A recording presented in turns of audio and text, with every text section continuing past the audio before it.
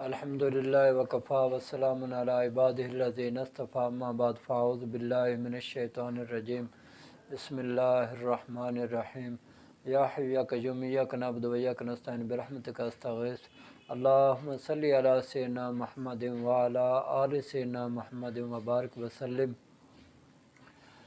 میں ہوں حکیم امتیاز دانش، آپ دیکھ رہے ہیں حکمت امتیاز یوٹیوب چینل۔ میرے پیارے دوستو، آج ہم بہت ہی اہم بیماری کے بارے میں بات کر رہے ہیں، اور یہ ایک ایسا کامن سا مسئلہ بن گیا ہے، اور زیادہ تر مریض جو ہیں اسی چیز کے ہمارے پاس آ رہے ہیں، اور لوگوں کے بار بار اصرار کی وجہ سے یہ آج ویڈیو ہمیں بنانی پڑی ہے۔ تو اس پہ بات کرنے سے پہلے میری آپ سے ایک چھوٹی سی ریکویسٹ ہے کہ آپ میرے اس چینل کو سبسکرائب کر لیں، لائک کریں، شیئر کریں، تاکہ آپ کا بھی فائدہ ہو سکے اور مخلوق خدا کا بھی زیادہ سے زیادہ فائدہ ہو سکے۔ تو جناب، آج جو بیماری ہے نا، وہ ہے عضو خاص کا ڈھیلا ہو جانا، یعنی ہم بستری کرنے کے دوران یا ہم بستری کرنے سے پہلے عضو خاص ڈھیلا ہو جاتا ہے، اور اس میں بہت زیادہ لوگ اب مبتلا ہوتے جا رہے ہیں۔ اس کی وجہ کچھ یہ ہے میرے پیارے دوستو کہ ہماری جو خوراک ہے نا، وہ ناقص ہو گئی ہے۔ اب وہ خالص دیسی خوراک تو رہی نہیں، کیونکہ جو بھی ہم خوراک کھا رہے ہیں اس میں سپرے ہے، کھاد ہے، یعنی کہ زہر کی بھرمار کی ہوئی ہوتی ہے ان خوراکوں کے اوپر، جس کی وجہ سے یہ لوگ جو ہیں صحت کے حوالے سے پوری طرح متاثر ہو رہے ہیں۔ تو جس کو دیکھو، جو بھی یعنی کہ مریض میرے پاس آتے ہیں، وہ یہی گلہ کرتے ہیں، وہ یہی شکوہ کرتے ہیں کہ حکیم صاحب بس انتشار ہوا، بیوی کے قریب گئے، ختم ہو گیا۔ تو بڑی کفت والا مرض ہے، بڑا پریشان کن مرض ہے یہ، کیونکہ اس سے دونوں فریق جو ہیں، میاں بھی بیوی بھی، دونوں جو ہے نا بڑے پریشان ہوتے ہیں، کیونکہ دونوں کی جو خواہش ہے، خواہش جماعت جسے کہتے ہیں، وہ پوری نہیں ہو سکتی، جس کی وجہ سے عورت جو ہے وہ چڑچڑے پن کا شکار ہو جاتی ہے، غصہ اسے آتا ہے، اور بڑی وہ یعنی کہ جو ہے نا ان کانفیڈنٹ یعنی کہ وہ ہو جاتی ہے۔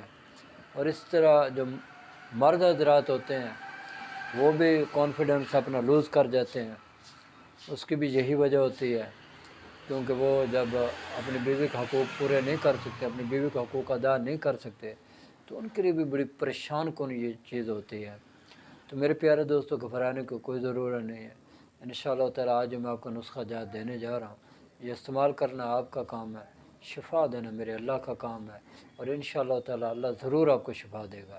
لیکن دوستو، بات یہ ہے کہ جو بھی دوائی آپ کو بتائی جائے تو اسے چند دن استعمال ضرور کریں۔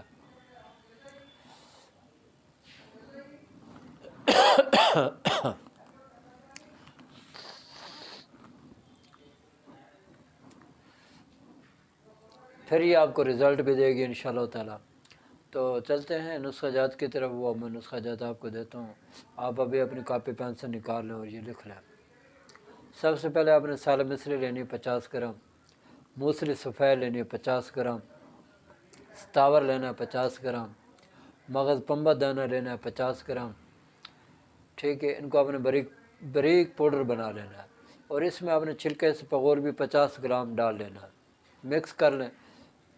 صبح شام جو ہے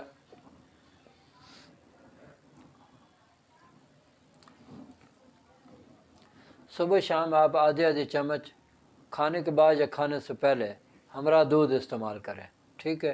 اچھا، اسی میں سے 100 گرام آپ نے جو ہے نا سفوف لے کے نا، اس میں 200 گرام شہد ڈال لینا ہے، اس کو مکس کر لیں، اور وہ جو ہے آپ نے چھوٹی ایک چمچ رات سوتے وقت ہمراہ دودھ استعمال کرنی ہے۔ اور جو دوسرا نسخہ ہے وہ یہ ہے، وہ بھی آپ نوٹ کر لیں۔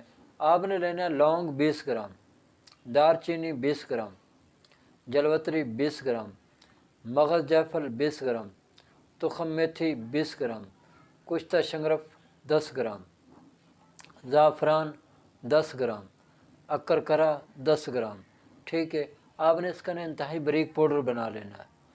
پاؤڈر بنانے کے بعد آپ نے 1000 ملی گرام کا کیپسول بھرنا ہے، وہ آپ نے دن کے وقت ہمراہ دودھ استعمال کرنا ہے۔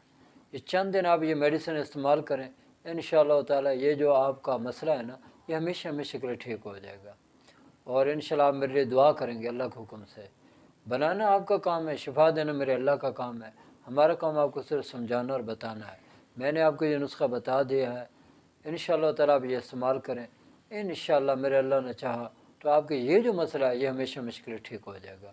اب میری اللہ سے دعا ہے کہ اللہ تعالیٰ مجھے اور آپ کو اور پوری دنیا کے تمام مسلمانوں کو صحت والی، سلامتی والی، عافیت والی، برکتوں والی، کامیابی والی، خوشحالی والی، خوشیوں بری، ساتوں بری زندگی نصیب کرے۔ آمین۔ وآخر دعوانا ان الحمد للہ رب العالمین۔